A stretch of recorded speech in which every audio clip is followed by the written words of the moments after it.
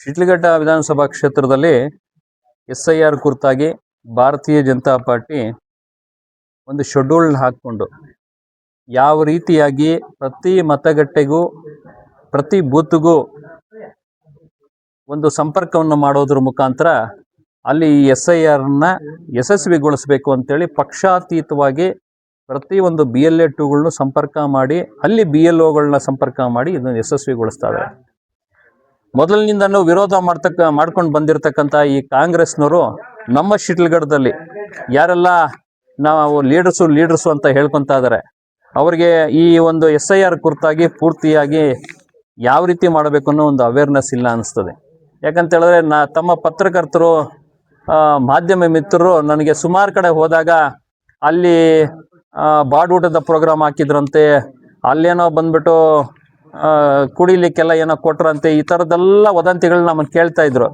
ಅದರಲ್ಲೇ ನಮ್ಮ ಮುಖಂಡರು ಕೆಲವರು ಏನ್ರಣ ಅಲ್ಲಿ ಆ ಥರ ಮಾಡ್ತಾರೆ, ನಮ್ಮ ಭಾರತೀಯ ಜನತಾ ಪಾರ್ಟಿಯಲ್ಲಿ ಇಷ್ಟು ಶಿಸ್ತಾಗಿ ಪ್ರತಿ ಬೂತ್ಗೂ ಸಂಪರ್ಕ ಮಾಡೋದ್ರ ಮುಖಾಂತರ ನೀವು ಬರೀ ಬಂದು ಇಲ್ಲಿ ಒಂದು ಅವೇರ್ನೆಸ್ ಮಾಡ್ತಾ ಇದ್ರಿ, ಅವ್ರು ನೋಡಿದ್ರೆ ಬಾಡೂಟಗಳಾಗ್ತಾ ಇದಾರೆ ಅನ್ನೋದ್ರ ಕೂಡ ಚರ್ಚೆ ಆಯಿತು. ನಾವು ಅವರಿಗೆ ಸಂಕ್ಷಿಪ್ತವಾಗಿ ಹೇಳಿದ್ದೀವಿ, ಭಾರತೀಯ ಜನತಾ ಪಾರ್ಟಿ ಅಂತ ಹೇಳಿದ್ರೆ ಒಂದು ಶಿಸ್ತುಬದ್ಧ ಪಕ್ಷ. ಅದು ಯಾವುದಾದ್ರೂ ಒಂದು ಕಾರ್ಯಕ್ರಮ ಕೇಂದ್ರದಿಂದ ಆಗಲಿ ರಾಜ್ಯದಿಂದ ಆಗಲಿ ಕೊಟ್ಟಿದ್ದಾರೆ ಅಂತ ಹೇಳಿದ್ರೆ ಅದು ಶಿಸ್ತುಬದ್ಧವಾಗಿ ಮಾಡಬೇಕು ಅನ್ನೋದನ್ನ ನಾವು ಯಾವುದೋ ಬಾಡೂಟಗಳಾಗಲಿ ಇಲ್ಲ ಅಂತ ಹೇಳಿದ್ರೆ ಗೆಟ್ ಟುಗೆದರ್ ಪಾರ್ಟಿಗಳಾದ್ರಿ ಸುಮ್ಮನೆ ಹಾಕಿ ಉಡ್ಡೆ ಹಾಕಿ ಮಾರಮ್ಮನ ಜಾತ್ರೆ ಥರ ಮಾಡಿ ನಾವು ಮಾಡೋದಿಲ್ಲ. ಯಾಕಂತ ಹೇಳಿದ್ರೆ ಮೊನ್ನೆ ಯಾರೋ ಒಬ್ರು ಮಾಡಿದ್ದಾರೆ, ಅಲ್ಲಿ ಮಾಡಿರೋ ಪ್ರೋಗ್ರಾಮಲ್ಲಿ ನಾನು 8,000 ಜನ 10,000 ಜನ ಸೇರಿಸಿದ್ದೆ. ಅವರು ಬಲಾಬಲಗಳು ತೋರಿಸ್ತಕ್ಕಂಥ ಕಾರ್ಯಕ್ರಮ ಅಲ್ಲ SIR ಅಂತ ಹೇಳಿದ್ರೆ ಒಂದು ಚುನಾವಣಾ ಆಯೋಗ ಏನು ಒಂದು ಟಾರ್ಗೆಟ್ನ ಇಟ್ಕೊಂಡು ಅರ್ಹ ಮತದಾರನ ಉಳಿಸ್ಬೇಕು ಅನ್ನೋದನ್ನ ಏನು ಇಟ್ಕೊಂಡಿದ್ದಾರೆ ಅಷ್ಟು ಮಾತ್ರ ಟಾರ್ಗೆಟ್ನ ನಾವು ನೋಡ್ಬೇಕಾಗ್ತದೆ. ಸುಮ್ಮನೆ ಜನ ಉಡ್ಡೆ ಹಾಕ್ಕೊಂಡು ಜನಗಳಲ್ಲಿ ಗೊಂದಲಗಳನ್ನು ಹುಟ್ಟಿಸ್ತಕ್ಕಂಥ ಕೆಲಸ ಮಾಡ್ತಾ ಇದ್ದಾರೆ.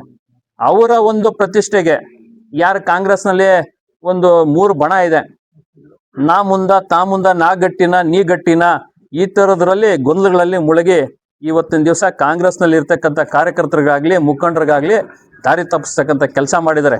ಅವ್ರ ಪಾರ್ಟಿಯಲ್ಲಿ ಏನಾದ್ರು ಮಾಡ್ಕೊಳ್ಳಿ, ಆದ್ರೆ ಅಲ್ಲಿ ಅವ್ರು ಮಾಡೋದು ಅಲ್ದಿರ ಭಾರತೀಯ ಜನತಾ ಪಾರ್ಟಿನ ಟಾರ್ಗೆಟ್ ಮಾಡಿಕೊಂಡು ಭಾರತೀಯ ಜನತಾ ಪಾರ್ಟಿ ಅಂತ ಹೇಳಿ ರಾಮನ್ನ ಅಡ್ಡ ಇಟ್ಕೊಂಡು ಮಾತಾಡ್ತಾರೆ, ಹಿಂದುತ್ವನ ಅಡ್ಡ ಇಟ್ಕೊಂಡು. ಹೌದು ಸ್ವಾಮಿ, ಭಾರತೀಯ ಜನತಾ ಪಾರ್ಟಿ ಅಂತ ಹೇಳಿದ್ರೆ ಹಿಂದುತ್ವ ಸನಾತನ ಧರ್ಮವನ್ನ ನಂಬಿ ರಾಜಕಾರಣಕ್ಕಲ್ಲ ನಮ್ಮ ದೇಶವನ್ನು ಉಳಿಸ್ತಕ್ಕಂಥ ಕೆಲಸವನ್ನು ಮಾಡ್ತಿರ್ತಕ್ಕಂಥದ್ದು.